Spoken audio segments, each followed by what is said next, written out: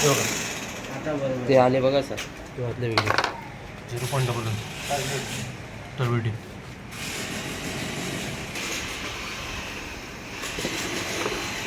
पिणं योग्य आहे ना पाणी. हो.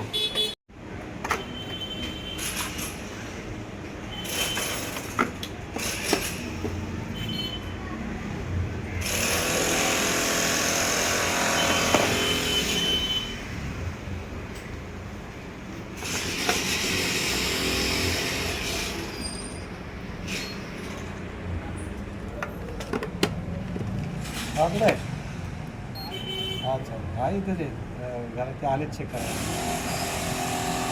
0.4 किती कमी कमी होत जाते क्लोरिन त्याच्यात नाही होत का आता होईल. डायरेक्ट न्यूट्रल करतो ना सगळ्या गोष्टी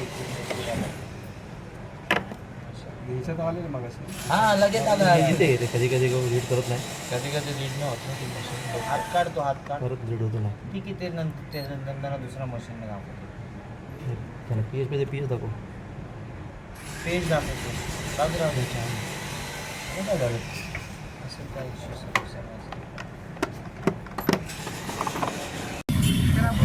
आपण उतारावर आहोत आणि डोंगराच्या मुळापासून ते खाली 1.5 किलोमीटर आहे.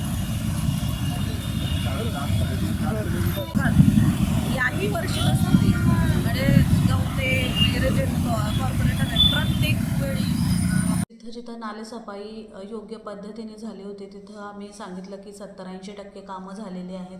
जिथे जिथे नव्हती झाली तिथंही अधिकाऱ्याने निर्देशित करण्यात आलं की ह्या ठिकाणी होणं गरजेचं आहे. आणि आजही ज्या ज्या प्रभागातून ज्या ठिकाणातून कंप्लेंट्स येतात की आमच्याकडे नाळ्यामध्ये गाळ साचलेला आहे किंवा नालं स्वच्छ होणे गरजेचे आहे तिथल्या त्या संदर्भात तात्काळ कर्मचाऱ्यांसोबत कोऑर्डिनेट करून तिकडचे नाले लवकरात लवकर साफ करून घ्या असे त्यांना आदेशित करण्यात येते.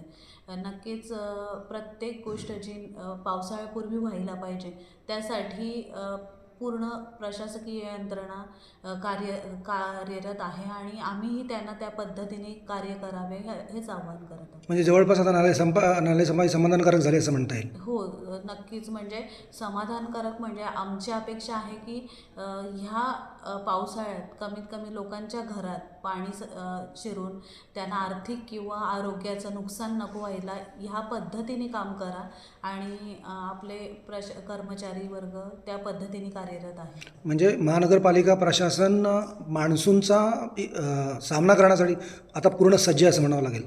नक्कीच ह्या पद्धतीने आधीच निर्देश दिले आहेत की आपण मान्सूनपूर्वी जी साफसफाई झाली पाहिजे ती करायला तर हवीच.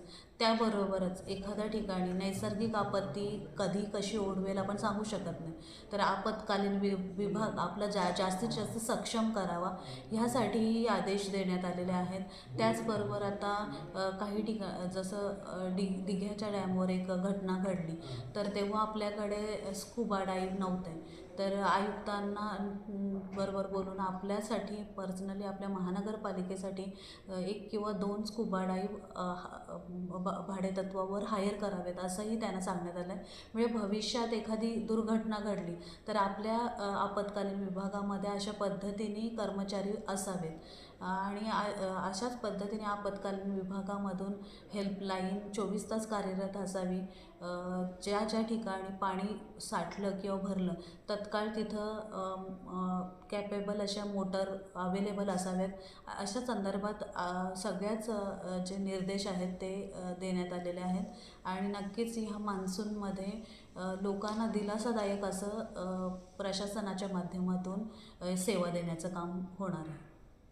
नक्कीच आता आपण नुकतंच मोरबेचं पण निरीक्षण करून पाहणी करून आलो. भोकरपाड्याचं पाहणीकरण केलं. सगळीकडे म्हणजे व्यवस्थित पाणी आहे. आपलं पाणी स्तोत्र जे आहे ते एकदम शुद्ध असं स्तोत्र आपल्याला लाभलेलं आहे नशिबाने.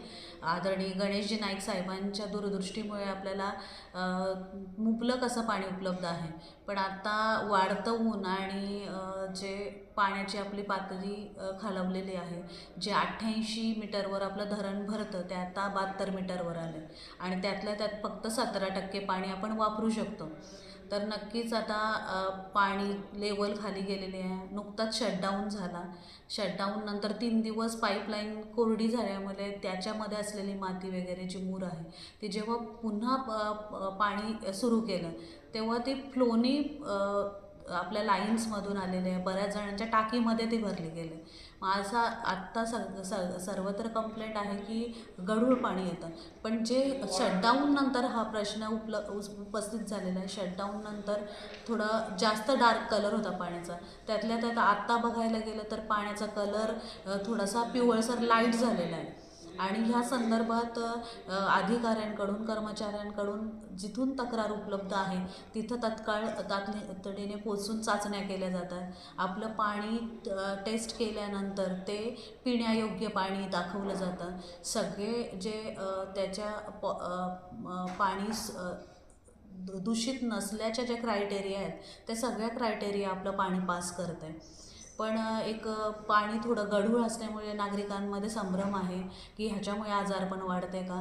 तर नक्कीच मला हे सांगावंसं वाटेल की आता उन्हाळा जो तापतो आहे त्यामुळे ही उलटी लूज मोशनसारखे आजार वाढत आहेत.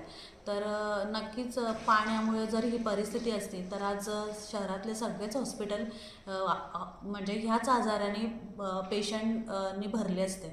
आणि आपणही आज नवी मुंबई शहरात राहतो, आपणही तेच पाणी पितो. आणि आपण हेल्पलाईन जाहीर केलेली आहे की ज्या हेल्पलाईनवर आपण कधीही 24 तासात आपली तक्रार असेल पाण्यासंदर्भात तर नोंदवू शकता.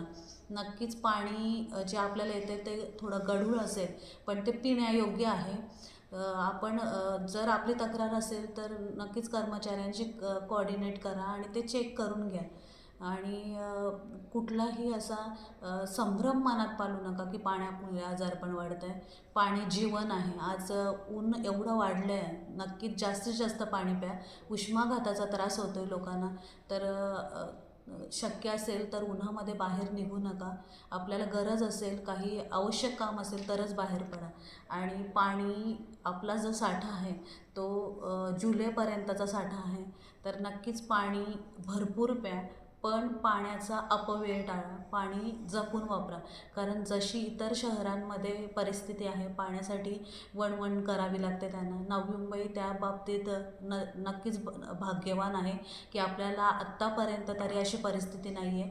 आणि यापुढेही अशी परिस्थिती नको यायला म्हणून आपण प्रयत्न केले पाहिजेत.